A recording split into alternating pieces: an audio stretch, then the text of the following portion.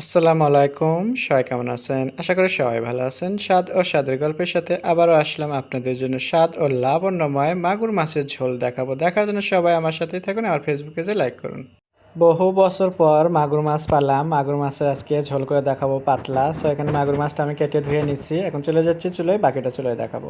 চলে আসলাম চুলোতে, আর এখানে একটা প্যান বসে দিচ্ছি। দিয়ে দিচ্ছি আমি তেল।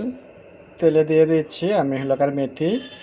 সো অনেকে হয়তো বা মাগুর মাছ রান্না খাইছেন, কিন্তু এভাবে একটু মেথি দিয়ে রান্না করে দেখেন, খুবই মজা লাগে। তো আমি এখানে মেথি দিলাম। সাথে পেঁয়াজটা দিয়ে ভালো করে কিছুক্ষণ ভেজে নিতে হবে।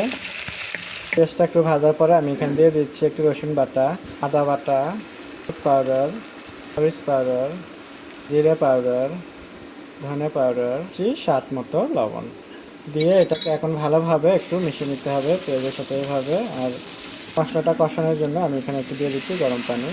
এখন ভালোভাবে আমি মশলাটাকে কষায় নেব কয়েক মিনিট। মশলাটাকে আমি ভালোভাবে কিন্তু কষায় নিচ্ছি, দেখতে পাচ্ছেন। এটা হলো কার খুব ভালোভাবে মশলাটা কষে নিলে পর্যন্ত তরকারির স্বাদ কিন্তু এমনিতেই এসে যায়।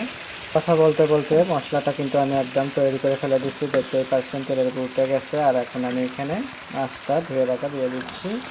মাছটা দিয়ে আমি এটাকে কিন্তু আরও কিছুক্ষণ আমি মশলার সাথে ভালোভাবে কষায় নেব।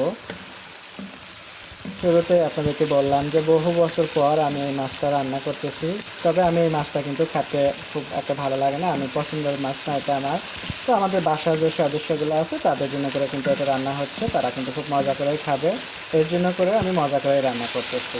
তো নিজের জন্য রান্না করব দেখে যে ভালো করে রান্না করব তা কিন্তু না, আমি সবার জন্য করেই মজা করে রান্না করি। আর সবাইকে ভিডিওর যে দেখায় সেটাকেও আমি খুব পারফেক্টভাবে একেবারে রান্না করে রাখি। কথা বলতে বলতে আরও কিছুক্ষণ মাছটাকে আমি কষা নিলাম, দেখতে পাচ্ছেন। এখন আমি মাছটা রান্নার জন্য করে একটু গরম পানি দিয়ে দিচ্ছি। মাছে পানি দিয়ে দিলাম, একটু বেশি দিয়ে দিলাম যেহেতু একটু মাছের ঝোল করব এর জন্য করে। আর এখন আমি এটাকে ঢাকনা দিয়ে 6 থেকে 7 মিনিট আমি এটাকে খুব ভালোভাবে একেবারে জাল করে নেব। ঢাকনাটা তুলে নিলাম, নিয়ে মাঝে মধ্যে একটু নাড়া দিতে হবে কিন্তু এটা। আর দেখতেই পারছেন আমার কিন্তু একদম ঝোলটা কমে আসছে, তার মানে রান্নাও কিন্তু হয়ে গেছে। বেশ কিছুক্ষণ ধরে আমি রান্না করে নিলাম। আর এটার জন্য করে এখন একটু কাঁচামরিচ আর একটু ধনেপাতা রেডি করে নেবো। এই ফাঁকে আমি নামানোর আগ দিয়ে দেবো। নামানোর আগ দিয়ে আমি দিয়ে দিচ্ছি 3টা কাঁচামরিচ আস্ত, দিয়ে আমি একটু এটাকে আবারও মিশিয়ে নিচ্ছি এভাবে। আর এখন আপনাদেরকে দেখাবো, আমার রান্না হয়ে গেলে পরিবেশন করে দেখাবো আপনাকে। পরিবেশনের জন্য আমি সুন্দর একটা বাটি নিলাম, আর এখানে মাছটাকে এখন ঢেলে নিচ্ছি। হয়ে গেল আমার পরিবেশন করা। আশা করি আপনাদের ভালো লাগবে। আর আপনাদের যদি ভালো লেগে থাকে বাসায় একবার হলেও আপনারা এভাবে মাগুর মাছ রান্না করবেন। আর অন্যের জন্য করে রান্না করলেও সবসময় এরকম সুন্দর করে রান্না করবেন, তাহলে কিন্তু আপনি সবার কাছেই প্রশংসা পাবেন। তো সবার প্রশংসাই হলোকার প্রয়োজন, নিজের প্রশংসার জন্য নয়। নিজের প্রশংসা তো নিজে করাই যাবে না। আপনাদের জন্য ভালোবেসে ভিডিওটা বানালাম, আশা করি আপনারা আমাকে সাপোর্ট করবেন। নতুন নতুন ভিডিও দেখার জন্য সাথেই থাকবেন। আল্লাহ হাফেজ।